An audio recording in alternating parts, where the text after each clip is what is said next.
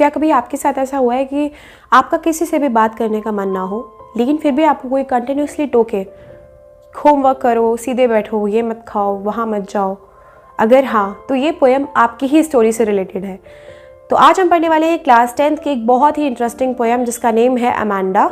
ये जो इसमें लड़की है अमांडा, इसका जो कैरेक्टर है वो आपको एंड तक अपनी ही फ्रेंड जैसा लगने लगेगा, तो ये मेरी गारंटी है। So let's get started without wasting a time.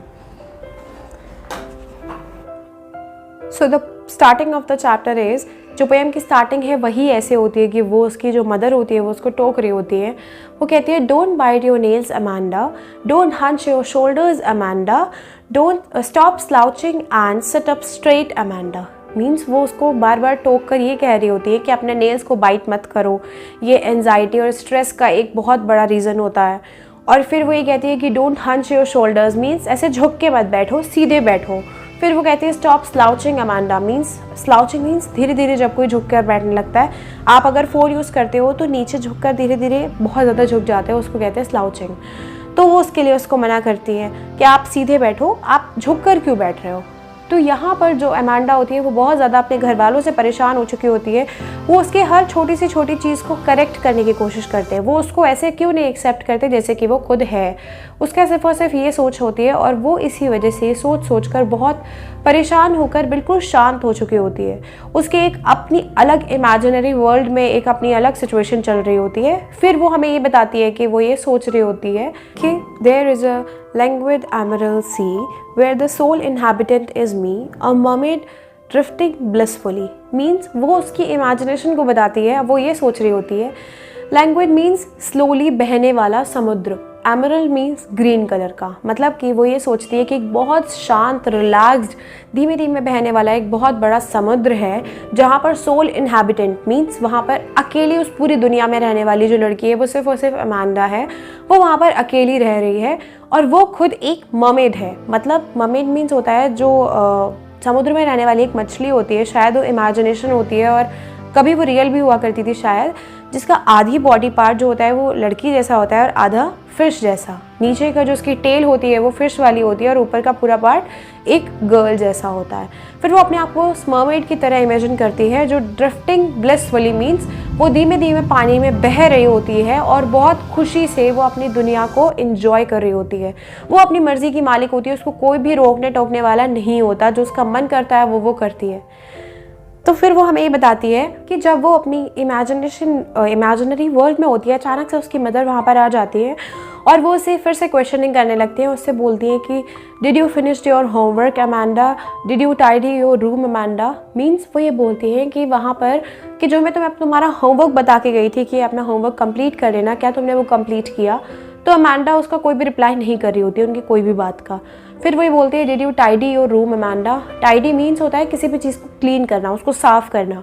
तो वो उससे बोलते हैं कि तुमने अपना कमरा साफ़ किया जैसा कि मैं तुम्हें बता के गई थी। वो भी उसका कोई भी आंसर नहीं करती है और उनकी इतनी बात सुनने के बाद वो अचानक से फिर से अपने इमेजिनरी वर्ल्ड में चली जाती है। लेकिन इस बार सिचुएशन कुछ और होती है। अब वो इमेजिन करती है, I am an orphan roaming the street, I pattern soft dust with my hushed bare feet, the silence is golden and the silence is golden and freedom is sweet. Means वो ये बताती है कि वो अब एक ऑर्फन है, means वो अब अनाथ है और वो अपने नंगे पैरों से बिना स्लीपर्स के, उसके पास स्लीपर्स तक लेने के पैसे नहीं हैं।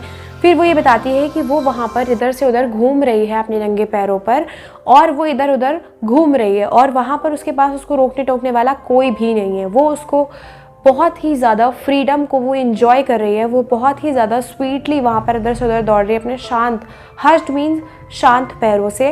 वो अपने नन्हे नन्हे पैरों से अलग अलग पैटर्न्स बना रही है, मीन्स डिज़ाइंस बना रही है और सॉफ्ट सैंड पर। वो अपनी इस फ्रीडम को बहुत एंजॉय करती है और जब तक वो ये इमेजिन कर रही होती है अचानक से फिर से उसकी मदर आ जाती है उसको टोकने के लिए। अब की बार वो जो कहती है वो ये है कि don't eat that chocolate Amanda, remember your acne Amanda, would you please answer when I am talking to you Amanda. Means वो ये बोलती हैं कि क्या तुम्हें अपनी एक्ने याद नहीं है, क्या तुम्हें अपनी जो फेस की तुम्हारी कंडीशन हुई थी जब तुमने चॉकलेट्स खाई थी, क्या तुम्हें वो याद नहीं है, इसलिए प्लीज़ तुम वो चॉकलेट्स मत खाओ।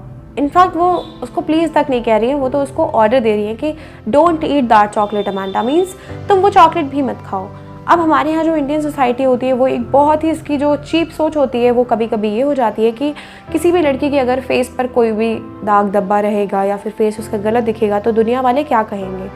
तो यहाँ पर जो उसकी मदर होती है वो भी यही सोचती है यहाँ पर कि डोंट ईट दैट चॉकलेट, तुम्हारे जो फेस है वो ख़राब हो जाएगा, उस पर एक्ने हो जाएंगे, जो कि बिल्कुल भी अच्छा नहीं लगेगा। अब यहाँ पर वो लास्ट अपनी जो इमेजिनेशन होती है उसको बताती है। वो कहती है कि I am a Rapunzel, I have not a care, in a tower life is tranquil and rare, I will never let down my bright hair. Means वो ये बोलती है कि जो रापुंजल है वो अपने आप को उससे लाइक कंपेयर करती है, कंपेयर नहीं मतलब अपने आप को उसकी जगह पर इमेजिन करती है।